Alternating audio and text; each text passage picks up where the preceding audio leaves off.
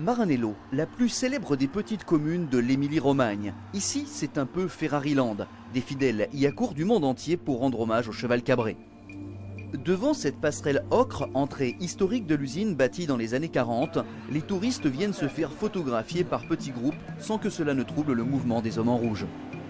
On y guette dans la rue le passage d'un pur sang partant pour son premier galop. Pour en découvrir plus, il vous faudrait franchir le portail de l'usine. Mais là, les prières des plus fervents admirateurs restent impuissantes à ouvrir les grilles, à moins de devenir un employé Ferrari. À Sport Auto, nous avons pourtant obtenu l'autorisation exceptionnelle de vous guider de l'autre côté du mur, dans les coulisses de cette usine à rêve.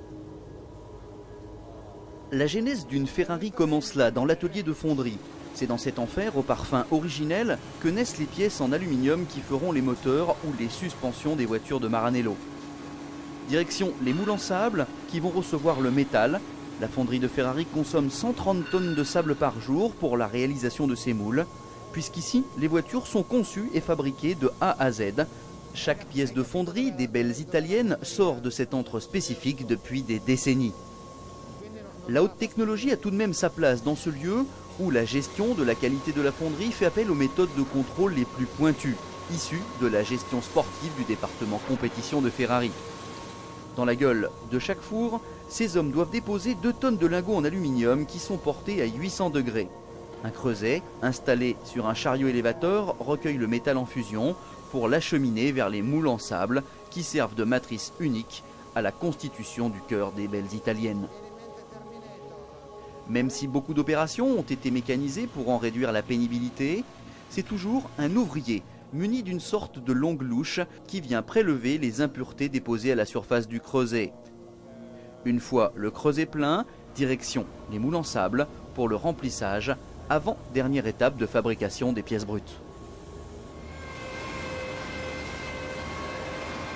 Impossible de deviner quels éléments se dissimulent dans ces moules. Il faudrait pour cela attendre une dizaine d'heures, temps nécessaire au premier refroidissement des pièces.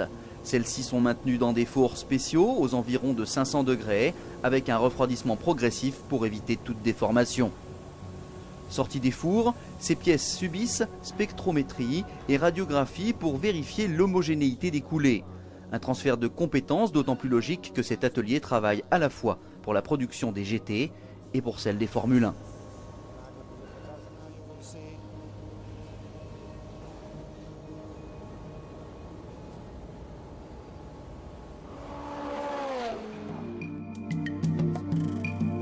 Après démoulage et vérification, les éléments destinés à la production des voitures de route transitent vers le nouvel atelier mécanique de la Scuderia.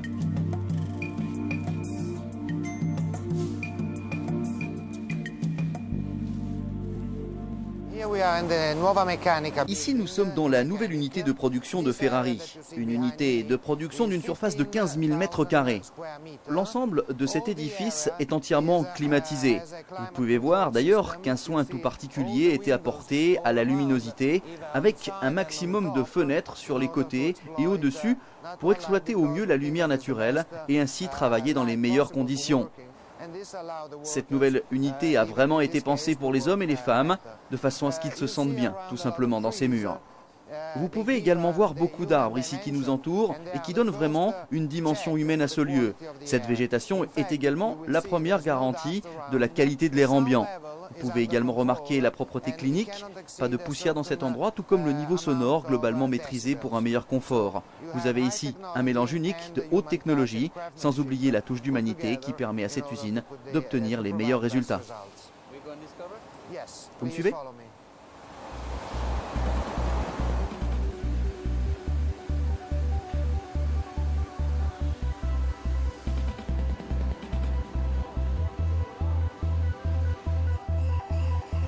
Les barbages des blocs des culasses et des vilebrequins est évidemment une activité manuelle qui exige un certain doigté. Un dérapage de quelques millimètres avec la seule main et la pièce est bonne pour la poubelle. L'usinage, les opérations de rectification ou le polissage sont ensuite confiées à des machines-outils numériques de haute précision. Puis commence le cycle des contrôles. Mesure de l'étanchéité, des passages d'eau et d'huile.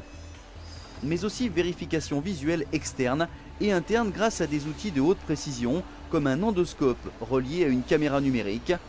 Blocs et culasses sont ainsi examinés par un technicien qui assumera la responsabilité du contrôle qualité d'un moteur auquel son nom sera associé durant tout le processus de production.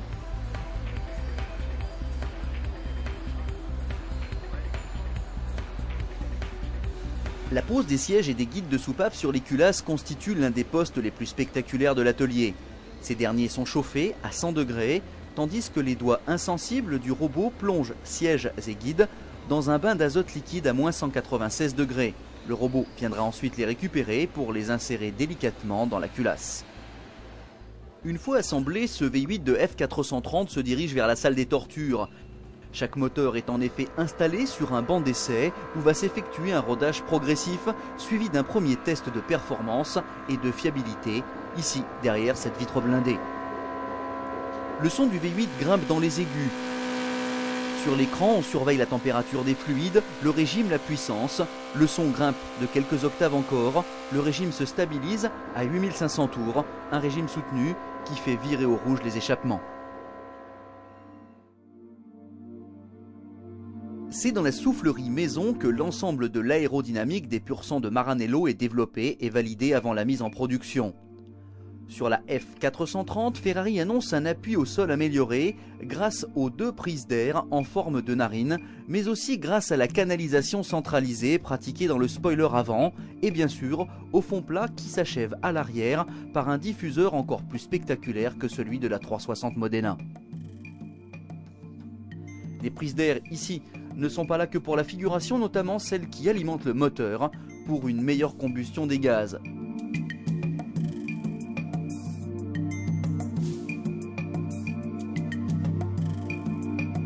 Ces améliorations permettraient à la F430 de bénéficier d'un appui de 280 kg à 300 km/h, ce qui correspondrait à 85 kg de plus qu'avec une Modena. Pendant que les châssis transitent de l'usine Scaglietti, 100% filiale du groupe Ferrari, allons faire un petit tour dans la sellerie. Dans cette sellerie, la découpe des pots s'opère au laser. Une soixantaine de femmes pour seulement 3 hommes sont en charge des cuirs, de leur couture, puis du patient travail d'assemblage de chacun des éléments qui vont constituer l'habillage intérieur de la voiture. Ici, on est surpris par l'absence d'odeur. Chacune des pièces est enduite au pistolet d'une colle particulière, activée seulement par la chaleur. La pièce sera ensuite placée sur des éléments à garnir, puis chauffée au pistolet thermique. Les seules garanties de la qualité finale de la sellerie sont donc dues à l'habileté, l'œil et l'expérience des ouvrières. Bon, pour l'instant, la berlinette en question n'est qu'une carcasse vide ou presque. Nous sommes au début de la chaîne d'assemblage et le mécano est en train de se constituer à grands pas. Atterrissant comme par magie dans le compartiment arrière, le groupe monopropulseur de la F430 s'accouple enfin au châssis. Sur la ligne, réservée au montage des Ferrari V8, les ouvriers disposent d'environ 45 minutes sur chaque poste pour finaliser les opérations dont ils ont la charge. Le châssis va ainsi passer de poste en poste pour s'y voir greffer les différents organes comme les trains avant complets, les trains arrière.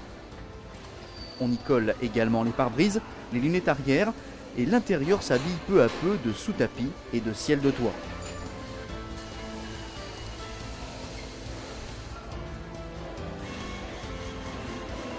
Le tableau de bord enfin prend sa place, suivi par ce spectaculaire volant avec sa molette façon F1. Quasiment jusqu'à la sortie de chaîne, les F430 conservent un curieux regard pour une raison étrange. Le deuxième phare n'est installé qu'en bout de chaîne. Les derniers postes après remplissage des fluides sont consacrés aux multiples contrôles concernant aussi bien la mécanique que la carrosserie ou la sellerie. Et puis il faut bien s'élancer dans le vaste monde. Un petit convoyeur conduit chacune des 22 voitures produites par jour jusqu'à la porte de l'atelier où un collaudateur vient prendre le volant. C'est lui qui sera le témoin attentif de sa première centaine de kilomètres, auscultant, écoutant et accompagnant avec soin les gestes de la débutante, avant bien sûr de la ramener à l'atelier de finition pour l'ultime mise au point en vue de la livraison. Magique.